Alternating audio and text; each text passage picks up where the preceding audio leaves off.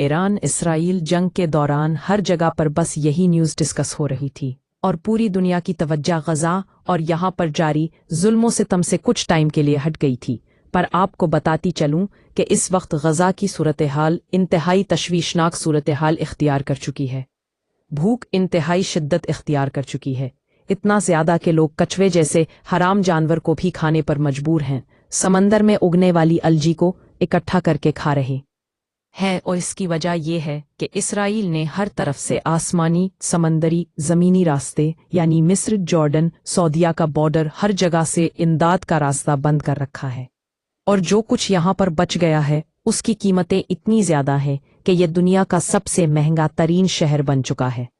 अब ऐसा नहीं है कि पूरी दुनिया की तरफ से, ख़ास तौर पर मुसलमान मुल्कों की तरफ से कोई इमदादी सामान नहीं आ रहा, बिल्कुल आ रहे, लेकिन इमदादी सामान से भरे गोदाम गज़ा के अंदर और सरहदों पर मौजूद हैं, मगर गज़ा के लोगों तक उनकी रसाई या फिर उनको यहाँ तक पहुँचाने की इजाज़त इसराइल नहीं दे रहा। और उसकी वजह यह है कि गज़ा के अंदर इमदाद ले जाने के लिए और उसको तकसीम करने के लिए इसराइल से अलग अलग मंजूरियाँ लेना पड़ती हैं। आपको बताता चलूँ कि गज़ा में इंसानियत सिसक सिसक कर दम तोड़ने लगी।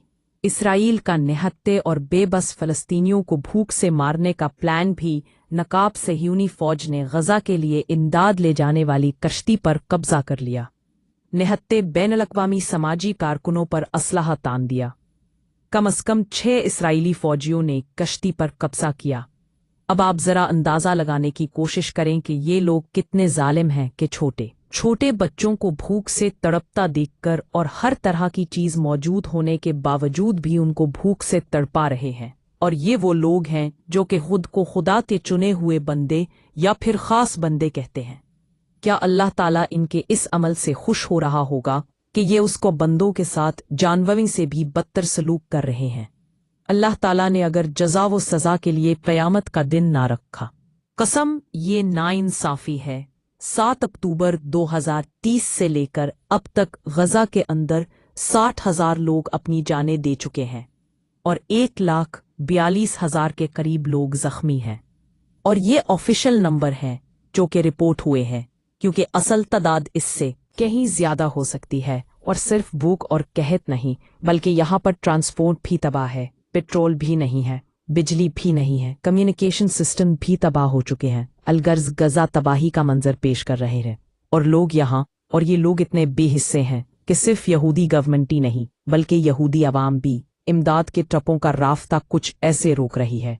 मौसीकी, और सिर्फ यही नहीं बल्कि गज़ा बॉर्डर पर जानबूझकर ये लोग खाने की दावतें और पार्टीज रखकर इंजॉय कर रहे हैं ताकि वहाँ के लोग भूख की वजह से और तड़पे हैं। और आप जानते हैं कि इंसान ज़रूरत की हर चीज़ पर किसी न किसी तरह से कॉम्प्रोमाइज़ कर सकता है सिवाय भूख के। वर्ल्ड हेल्थ ऑर्गेनाइजेशन ने मई 2025 के अंदर ये खबरदार किया था कि अगर यूं ही जंग जारी रही और गज़ा को इमदाद न ले जाने दी गई तो आइंदा 11 महीनों के अंदर 5 साल से कम उम्र के तकरीबन 71 ताउफजंद बच्चे गुज़ाई किल्लत की वजह से मजीद मर जाएंगे। और सिर्फ मई 2025 अब मिस्र के लोगों ने जब ये जुल्म देखा तो उनसे राह नहीं गया, तो उन लोगों ने गज़ा के लोगों की मदद करने का एक इंतहाई यूनिक तरीका अपनाया जो कि सोचकर इंसान का दिल भर आता है। आप सबको याद होगा कि कुछ ही अरसा पहले जब नॉर्थ कोरिया के अंदर कहत पड़ा था और यहाँ के किसान भूख से मर रहे थे, तो एक वीडियो वायरल हुआ था जिसके अंदर साउथ कोरिया के लोग चावल एक बोतल के अंदर भरकर समंदर के रास्ते नॉर्थ कोरिया के तरफ भेज, क्योंकि आप जानते हैं कि नॉर्थ और साउथ कोरिया के दरमियान आपस में कितनी ज़्यादा दुश्मनी है। लेकिन हमने देखा कि यहाँ पर इंसानियत सबसे पहले थी और मुल्क बाद में। और बिल्कुल इसी तरह से जब मिस्र के लोगों को भी कोई और सूरत-ए-हाल नज़र नहीं आई कि अपने भाइयों की मदद किस तरह से करें, तो उन लोगों ने भी मजबूर होकर राशन, खाने पीने का सामान, दवाइयाँ और छोटे बच्चों ने अपने हाथों से लिखे हुए ख़त बोतलों के अंदर डालकर रेड सी के अंदर फेंकना शुरू कर दिए हैं, सिर्फ उस उम्मीद के अंदर कि शायद ये लहरें उनको बहाकर गज़ा के लोगों तक पहुँचा दें ताकि ये लोग अपनी भूख मिटा सकें। अल्लाह अकबर! अब ये सब कुछ वहाँ पर पहुँचता है या नहीं, या फिर इसराइली फोर्सेस एक बार फिर से उसको ख़तरा समझकर हटा देती हैं, ये तो बात की बात है।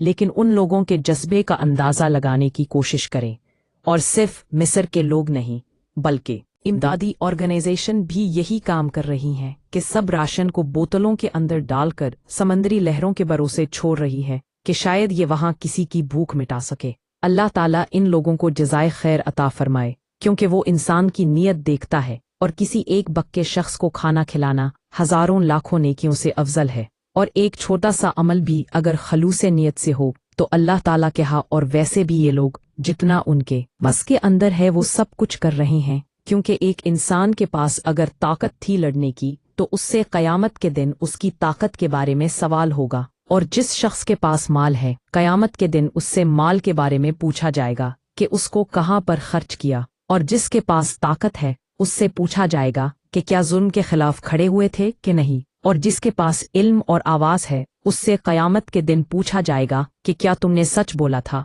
और आज अगर हम जालिम को जालिम कहने से भी हिचकिचा रहे हैं तो हमें सोचना चाहिए कि कल हम किस मुंह से अल्लाह ताला के सामने खड़े होंगे। और मिस्र के ये लोग अपनी हैसियत के मुताबिक अपना फ़र्ज अदा कर रहे हैं, क्योंकि याद रखें कि ये मिस्र के आम लोग हैं जिनके पास न इतने वसाइल हैं न इतनी ताकत, और इसके बावजूद भी अगर वो अपने मुसलमान बहन भाइयों का इतना दर्द रखते हैं तो समझ लो कि इंसानियत अभी भी जिंदा है। रसूलुल्लाह सल्लल्लाहु अलैहि वसल्लम ने फरमाया कि अगर तुम्हारे पास आधी खजूर भी हो तो उसको भी सदका करो, क्योंकि ये जहन्नुम से बचाव का जरिया बन सकती है। और मिस्र के ये लोग अपनी आधी खजूर रेड सी के अंदर बहा रहे हैं। 24 जुलाई 2025 को हमास ने जंगबंदी के लिए इसराइल को अपनी शर्तें बता दिए, जिन पर वो गौर कर रहे हैं, लेकिन इसके साथ साथ हर दिन कई सौ लोगों को भी स्ट्राइक के अंदर मार भी रहे। कतर, मिस्र और अमेरिका की सालसी के अंदर कई मर्तबा जंगबंदी की बातचीत हुई है, और हालिया महीनों के अंदर तो जंगबंदी के तरीक़े पर भी बात हुई है, जिसके अंदर कैदियों का तबादला, इमदाद की बहाली और आर्जी सीज़ फायर की शर्तें शामिल हैं। लेकिन अभी तक मुस्तकिल जंगबंदी पर कोई इत्तेफाक नहीं हुआ। अब इसकी पहली वजह तो ये है कि नेतन्याहू पर अपोजिशन का दबाव है कि वो हमास का मुकम्मल खात्मा करे, और दूसरी वजह यह है कि नेतन्याहू अगर ये जंग रोकता है तो उस पर करप्शन के केसेस का फैसला होने वाला है, जो कि इसको भी पता है कि इसके खिलाफ ही आना है, जिसके बाद ये अपनी कुर्सी और पावर दोनों को खो देगा।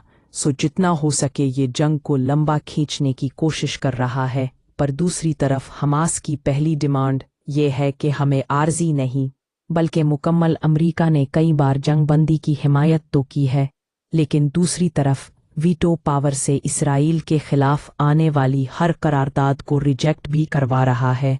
सीधा सीधा मुनाफकत। अब सूरत हाल ये है कि अगर आने वाले कुछ महीनों के अंदर जंगबंदी ना की गई तो इससे कहीं ज़्यादा नुकसान इंसानी जानों का होगा, जो कि अब तक हो चुके हैं।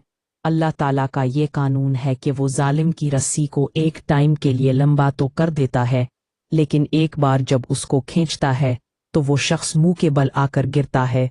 और इसराइल के लिए अब वो वक्त ज़्यादा दूर नहीं है, क्योंकि उसकी शुरुआत ऐसे हो चुकी है कि दुनिया अब तक जिनको दहशतगर्द समझ रही थी, अब जाकर वो अमेरिका, जिसने सितंबर 11 के बाद लाखों बेगुनाह मुसलमानों को, जो किस हमले के अंदर शामिल नहीं थे, उनको मार दिया, और वो कौम जिसने मजलूमियत और नस्लकशी का रोना रोकर ये मुल्क हासिल किया था, आज वही कुछ दोबारा से दोहरा रहे हैं। पर दोस्तों, हमें कभी भी नाउमीद नहीं होना चाहिए, क्योंकि इंशाअल्लाह इस जुल्म और ज़्यादती के बाद बहुत अच्छा वक्त भी आने वाला है। और इसकी लहर इस तरह से निकल चुकी है कि यूरोप को चाहे अपने मफादात के लिए ही सही, पर अपनी गलती का एहसास हो गया है, और आगे भी इसराइल दुनिया के अंदर अपनी इन्हीं हरकतों की वजह से, जुल्म और ज़्यादती की वजह से मज़ीद अकेला होता जा रहा है। इस तक किया जाने वाला हर एक जुल्म दुनिया के अंदर हाईलाइट हो। अल्लाह ताला से दुआ है कि वो हमें समझने की और नेक अमल करने की तौफीक अता फरमाए। आमीन।